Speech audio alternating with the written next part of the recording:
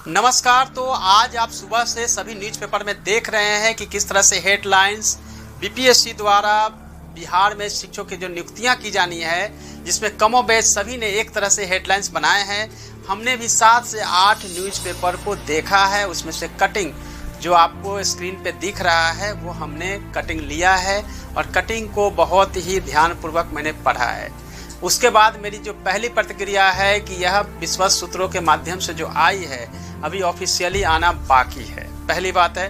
दूसरी बात है कि सभी ने बताया है कि 1,79,000 प्लस शिक्षकों की नियुक्तियां होनी है, लेकिन 6 से 8 में जो 1745 बताया गया है, मेरे ख्याल से वह डेटा जो है कहीं ना कहीं गलत है, क्योंकि इतनी कम संख्या नहीं हो सकती है, क्योंकि मैं एजुकेशन डिपार्टमेंट में था और जो कैलकुलेशन हुए हैं कहीं ना कहीं मिस्टेक है, पहली। दूसरी बात है कि जो आई है रिक्तियाँ वो जिले से प्राप्त होने के बाद आई है और जैसा कि आपने देखा है कि यह पदवर्ग समिति को भेज दिया गया है। तो सबसे पहले हम एक डायग्राम के माध्यम से समझेंगे कि यह प्रोसेस क्या होती है। सामान्य तौर से 2006 से पहले आप सभी जानते हैं कि जो नियुक्तियां हो रही थी वो बीपीएससी द्वारा ही हो रही थी।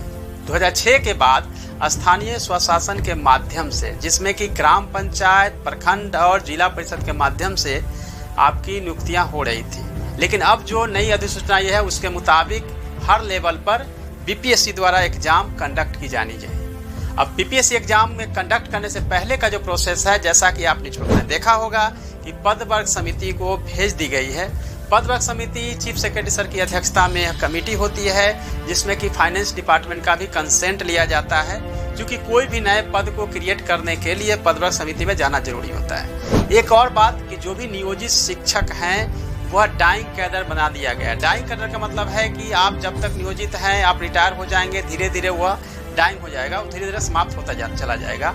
और जो रेगुलर शिक्षक की जो बहाली हो रही है बिल्कुल वो परमानेंट रहेगी। जितने भी पोस्ट खाली है उसके अगेंस्ट में जब खाली होता रहेगा, भर्तियां जो है बीपीएससी के माध्यम से चरणबद्ध रूप से आगे होती जा रहेगी।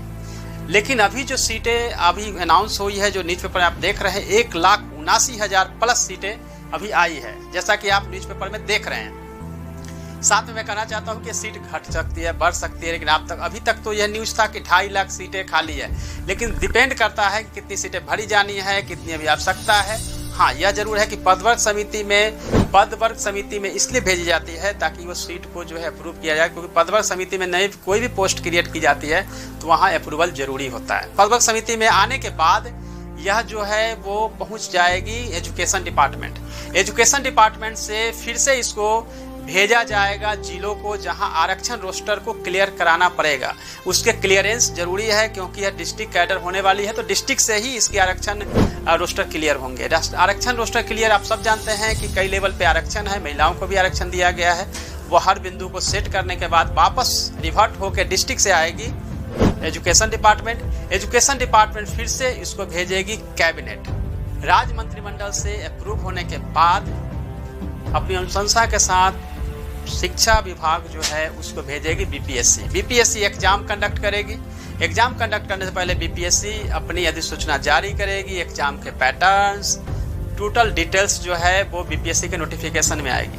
बीपीएससी द्वारा आपके एग्जाम जो है ऑब्जेक्टिव टाइप्स के होंगे और आपको केवल और केवल एक ही फेज एग्जाम देना है। उसमें आप पास कर जाते हैं, उसके बाद बीपीएससी रिवर्ट जो है करेगी। बीपीएससी के द्वारा वो एजुकेशन डिपार्टमेंट आएगी, आपके जो सिलेक्शन होने के बाद रिकमेंडेशन है, और फिर डिस्ट्रिक्ट को भेज दिया जाएगा, जहां आपकी नियुक्ति जो है मिल जाएगी। ये पूरी प्रोसेस होगी। पूरी प्रोसेस होने में समय लगेगा, जैसा कि आप देख रहे हैं। लेकिन नॉर्मली जो है बीपीएससी द्वारा नोटिफिकेशन से पहले कम से कम अभी भी जो है 3 चरण तो बाकी है। पदवर्ग समिति से अप्रूवल बाकी है, कैबिनेट से अप्रूवल बाकी है, और फिर यह जो है डिस्ट्रिक्ट से रोस्टर क्लियरेंस होगी और फिर बीपीएससी जाएगी।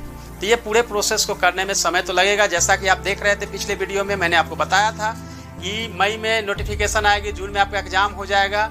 इस तरह के जो है न्यूज आ रहे हैं, तो आपको मैं फिर से रिपीट करूंगा, पूरी प्रोसेस जो है बिल्कुल ट्रांसपेरेंसी के साथ साथ सरकार द्वारा की जा रही है।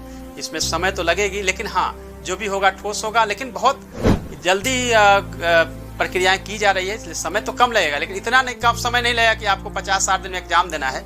एटलीस्ट फिर से रिपीट करूंगा कि आपको 3-4 महीने का समय मिलेगा एग्जाम देने के लिए। निश्चिंत रहिए, अपनी तैयारी को आप आगे बढ़ाते रहिए, लेकिन इतना जरूर रखिए कि जब तक शिक्षा विभाग के द्वारा कोई ऑफिशियल नोटिफिकेशन नहीं आता है तब तक कोई भी जो न्यूज बाहर फ्लैश होती है उस पर बिलीव करना बड़ा मुश्किल होता है। बिकॉज कोई भी जो है पोस्ट या विश्वस्त सूत्रों से जो न्यूज आती है वो ऑफिशियल नहीं हो सकता है। इसीलिए देखा जाएगा कि 6 से 8 में आपने देखा 1745 केवल सीट बताई गई है। यह संभव नहीं लगता है, 1745 नहीं बल्कि बहुत अधिक उसमें भी सीट होगी।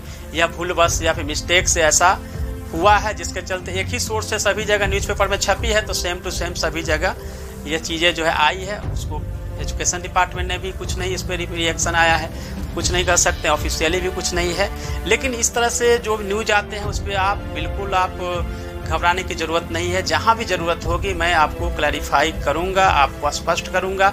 आप सभी अपनी तैयारी पे फोकस रखिए और जो भी न्यूज़ आता है, जब भी आपके मैसेज आते हैं तो मुझे आना पड़ता है आपको बताने के लिए। जब मैं 6th फेज का रिक्रूटमेंट भर्ती प्रक्रिया आपकी जो नियोजन की प्रक्रिया चल रही थी तो इसी तरह से मैं कंटिन्यू आपके साथ जुड़ा हुआ था और बहुत सारे नियोजित शिक्षक आज भी हमारे साथ जुड़े हुए हैं और उनके कॉल्स मैसेजेज आते हैं तो मुझे आना पड़ता है और फिर ऑफिस का टाइम निकाल के, क्योंकि ऑफिस का काम भी होता है। तो मैंने जैसा पहले भी बताया था सैटरडे से हम आपको क्लास लेना शुरू करेंगे। आपके मटेरियल्स भी PDF के माध्यम से अवेलेबल होगा।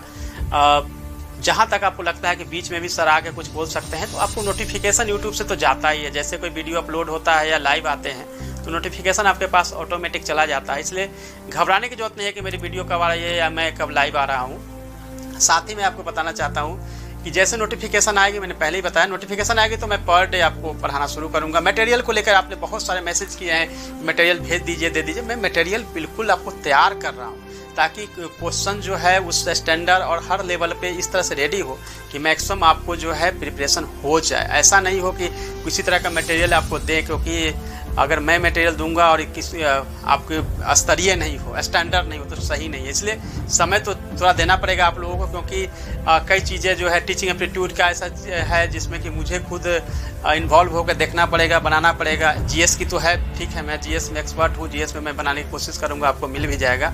लेकिन सैटरडे से मेरा प्रॉमिस है आपको मटेरियल भी मिलना शुरू हो जाएगा टेलीग्राम पे, और आपके जो टेस्ट होंगे वो भी, उसका भी एवेल्यूएशन जो है हम ऑनलाइन ही करते रहेंगे, आपको प्रिपरेशन कराते रहेंगे। जो नियोजित शिक्षक हैं वो भी नहीं घबराएं, क्योंकि आप सभी अभी जनगणना में लगे हुए हैं। तो ऐसा मत सोचिए कि जनगणना में लगे हुए हैं और मेरे पास समय नहीं मिलेगा, ऐसा कुछ नहीं है। समय अच्छा मिलेगा, प्रिपरेशन का भी समय मिलेगा, लेकिन घबराने की कोई ज़रूरत नहीं है। आप प्रिपरेशन करिए। GS के कुछ बुक्स जो है आप उसको पढ़ते रहिए। आप देख रहे हैं डिस्प्ले हो रहा है प्रभात पब्लिकेशन द्वारा जो GS की MCQ है, कम से कम उसको आप देख सकते हैं, उसको आप ले सकते हैं। अगर ये बुक ले लेंगे तो उसमें आपकी अभी प्रिपरेशन जो है आपकी चलती रहेगी, तो उसमें से भी आप अपनी प्रिपरेशन कर सकते हैं, जो कि NCERT बेस्ड है। MCQ अब मैंने ही लिखा है लास्ट ईयर, तो उससे भी आप थोड़ी प्रिपरेशन आपकी शुरू हो सकती है। बाकी ऐसा नहीं है कि आपको बहुत सारी बुक लेनी है, मटेरियल्स लेने हैं, नहीं। मैं जो मटेरियल दूंगा उसी को पढ़िएगा। आपको बहुत सारी बुक्स लेने की ज़रूरत नहीं है, क्योंकि कई स्टूडेंट ने या कई शिक्षक अभ्यर्थी ने लिखा है कि सर इतनी सारी किताब लेंगे तो हम कंगाल हो जाएंगे।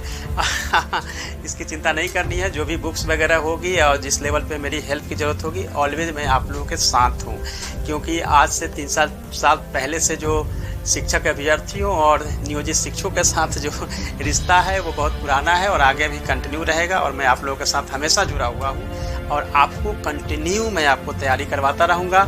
आज जब भी इस तरह की कोई भी न्यूज आएगी जिसमें कि आपको आप घबराने लगते हैं, परेशान होने लगते हैं, उसको दूर करने के लिए भी आता रहूँगा। धन्यवाद। All the best.